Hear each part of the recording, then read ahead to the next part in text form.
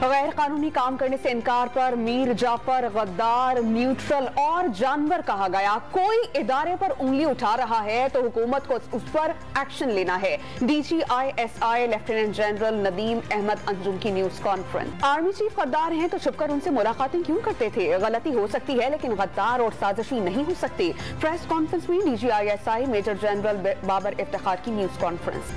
Cipher पर कौमी सलामती कमेटी में गुफ्तगू हुई। हमने कोई मन घड़त बयानिया नहीं बनाया। मुलाकात का तस्करा किया गया। हमारा मुतालबा सिर्फ शफाफ इंतखाबात हैं। PTI रहनुमा शाह महमूद कुरैशी की वजाहत। सियासी बहरान से निकलने के लिए फौज को कहना गैर आईनी नहीं, गौर होना चाहिए कि ये सूरत हाल क्यों पैदा हो रही है। असद उमर का मशवरा। फौज की इज्जत जरूरी है तो सियासी क़यादत की इज्जत भी उतनी ही जरूरी है। चाहते हैं कि साइफर की तहकीकात हों, बंद कमरों में फैसलों का जमाना गया। आधा तीतर आधा बटेर नहीं हो सकता। फवाद चौधरी का रद्द-ए-अमल। और सहाफत का एक अहद तमाम। सीनियर सहाफी अरशद शरीफ की फैसल मस्जिद में नमाज जनाजा। आहू और सिस्किम के दरमियान इस्लामाबाद में सिपुर्द खाक कर दिया गया। पाक फौज के दस्ते ने सलामी पेश की।